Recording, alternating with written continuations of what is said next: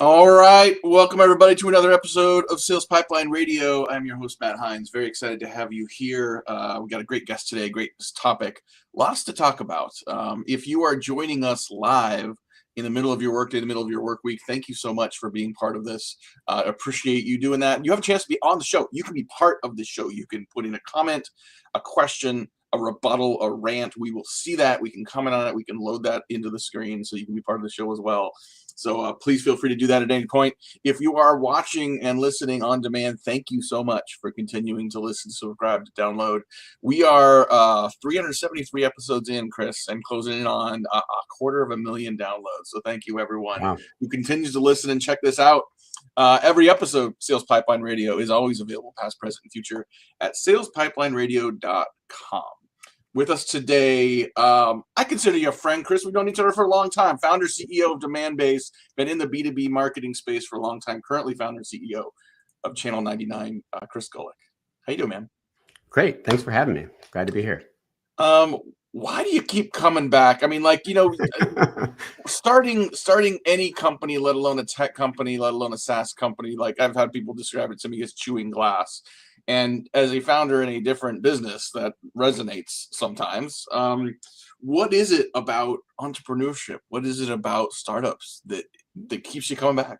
Yeah, it's just, it's a passion for innovation and building and making a difference. I started my career at DuPont and went on to GE. And then it was at GE where I met a couple of guys and we started a supply chain software company back in 1995 when everybody was on dial-up internet. So been doing this for 30 years. And, I kind of seek out opportunities where something's just fundamentally broken and where technology can make a big impact.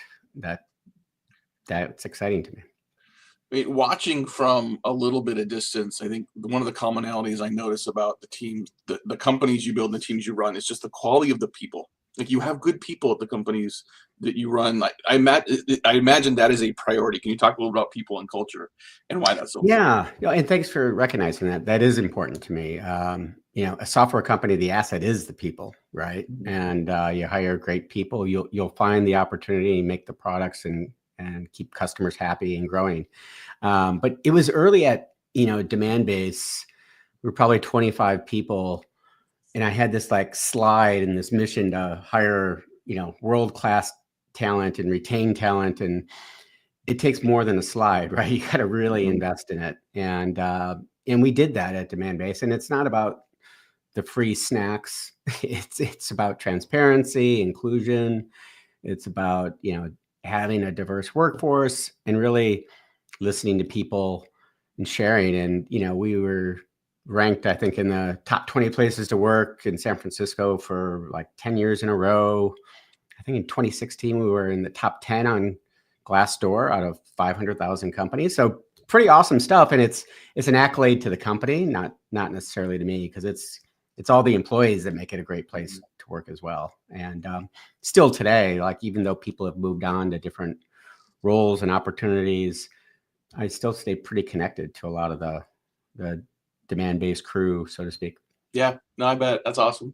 Well, you mentioned, always wanting to look for things that are broken. And I feel like any conversation we have in B2B marketing, no matter what the topic, ends up coming back to like measurement and attribution. Like, it's hard, and it's getting harder as the go-to-market motions we're running get more complex.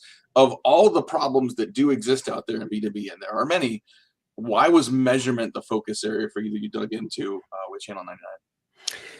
Yeah, I think measurement is kind of the starting point. And I've, totally honest, I've always been a little bit of a attribution hater because I've always thought it was incomplete. The data's not right. It's ignoring a lot of the signal that's out there. And to me, in 2022, when I started this company, it was like, now we have the opportunity to solve these data problems first. And then let's layer in AI to not just measure marketing, but how do we improve it? Like, how do we make a big difference and really leverage machine learning and AI to do much more predictive type modeling and be able to ask natural questions like, how do I improve my LinkedIn campaign? And have it come back with the right recommendations, and then monitor the results and get smarter and smarter. I often talk about the volume of data that exists, but our inability to really leverage it. Right, this massive library of insights, but like all the books are on the floor, right? And even if you were to put them back on the shelves, you need books to talk to each other, and that's where the metaphor dies. But like I think about so 370 episodes of Sales Pipeline Radio. There's a lot of people that have listened to this. Like, what impact does that have on pipeline? What impact has that had directly on people following us and getting to know us, and then eventually maybe calling us or telling a friend about us, and they call us? Like, all those connections the data's there, but like, how do we actually make those connections? This is where I'm hoping that AI and better technology will eventually just be able to do that for us. Am I smoking? Is it a pipe? No, Is this where we're going? You're exactly right. Like in marketing, people are using AI to write blogs that are mediocre. Right? They're using AI to create videos and PowerPoints that aren't as good as a designer.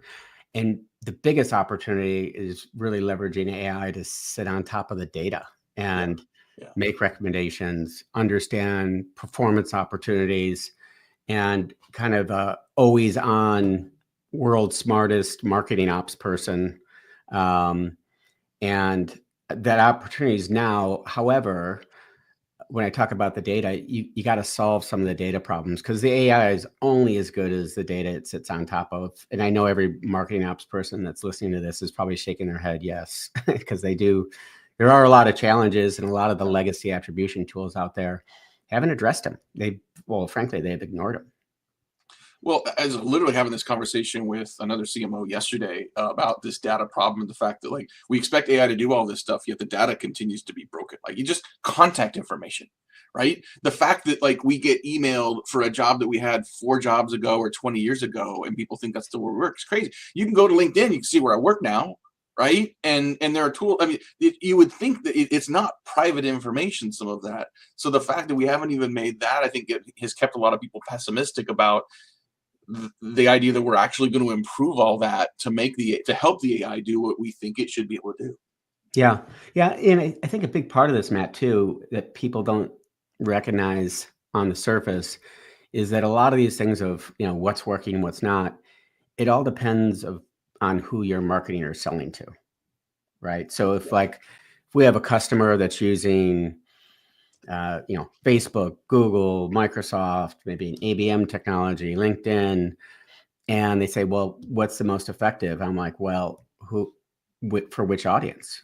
Because you'll get totally different answers whether you put in, medium-sized hospitals versus large enterprise software companies, and they're all effective in different ways. And so you really have to peel these things apart. And I just find with our business, we're training these AI models on how to do B2B marketing, and how do you find out and make changes to make the dollar efficiency higher, to make the pipeline generated per dollar invested higher, and all those types of outcomes. And so it's a journey, right? And but it's really exciting because we want to make a difference. To me, nobody wants another dashboard. It's measurement. I didn't start this third company just to do measurement, because it's just not that interesting on its own. Yeah, no, I appreciate that. We're talking today on Sales Pipeline Radio with Chris Golec. He's the founder of Demandbase. He's a MarTech OG, basically, and now has founded and is CEO of Channel 99. Is it possible that we have or could over-rotate on measurement?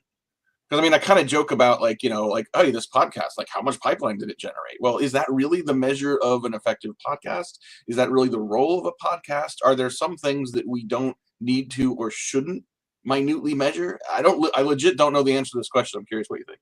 Well, I've always, this whole trend around measuring people and paying people on MQLs, I just think that's been very short-sighted versus pipeline. And the reason, we all know my pipeline's important. Any salesperson knows that.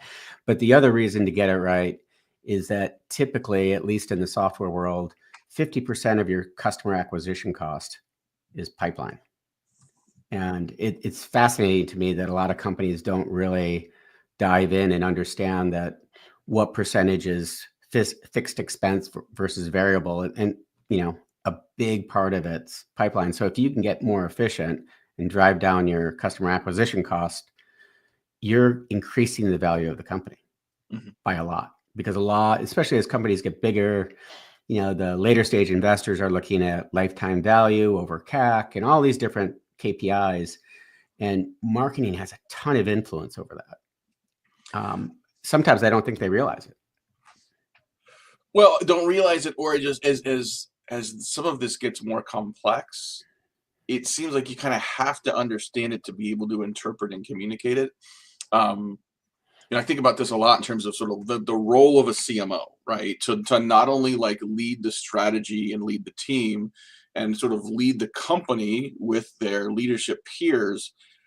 How deep into the weeds does a effective CMO need to be today in terms of understanding how AI works and sort of understanding how the data works and how the data flows together? Like, on one hand, I'm like, you can't possibly have the bandwidth to do all this. You have to have good people to do it.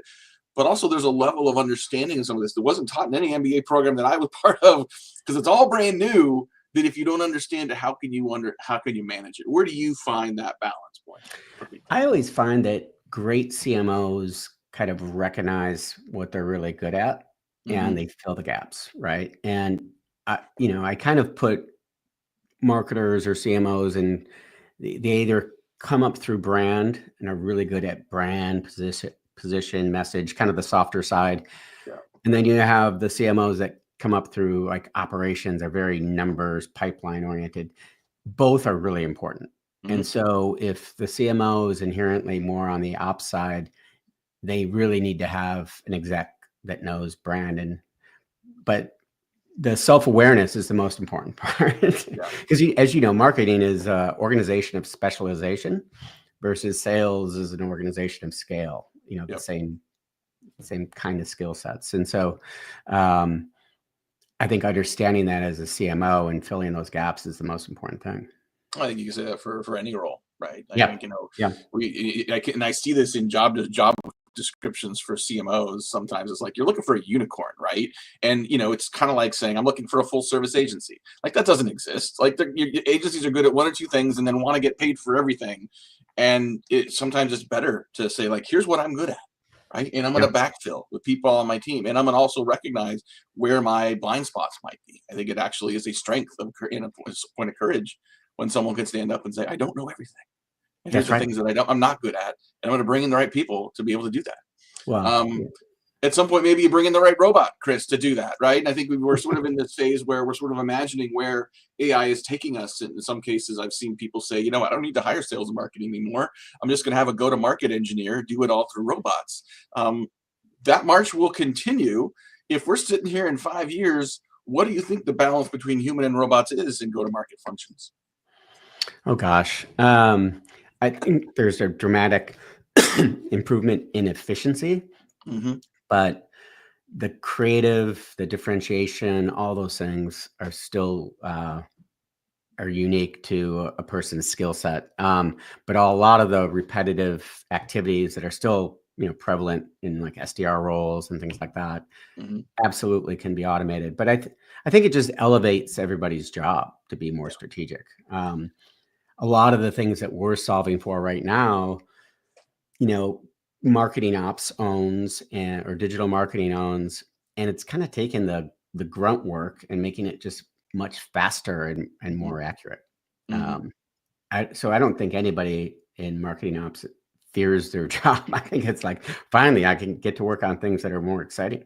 Yeah. And I think the complexity of the go-to-market motions required to actually predictably drive results is going to continue. It's going to continue to outpace, what the technology can allow. The technology is getting better, but the complexity is growing faster, right? And we need smart people to sort of help orchestrate that internally and externally, right? Like, externally, so that there's a cohesive set of programs that have some connective tissue in the eyes of the buyer, but also the seller motions, just people getting things done inside of companies is getting more and more complex. Like, we desperately need better technology. We desperately need AI to be able to fill some of those gaps, either to do things that we don't need to be doing manually by people anymore, but also things that have not been possible in the past that can unlock some of that creativity and potential inherent in humans that I think is uniquely human as part of the process. That's right. Yeah, I mean, so what do you think that implies for leadership? Because I think we are going to move to a world where, you know, we are starting to think of AI and agents as a part of the team.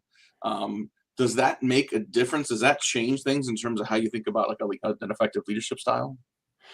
You know, it's interesting. I just had a conversation yesterday about this. I think it's on leadership to really help your organization educate themselves and learn how to adapt and adopt AI to make their jobs more effective and more efficient. There's a lot unfolding as far as, you know, self-education. Sometimes it's, you know, the younger folks in an organization might just be more curious and savvy and take it upon themselves to learn, but others in the organization, you know, you're doing them a favor by encouraging them to take a class or education or get certified. And I think every organization should be doing that for also the careers and benefit of the people in the org. Yeah, I agree. Well, this has been great, Chris. Thank you so much for doing this. You know, there's a lot of characters in our industry, and you've always been one of my favorites, just because I think you're a great, straightforward guy, and you do it the right way. And I mean, it's just the teams you build and the cultures you build.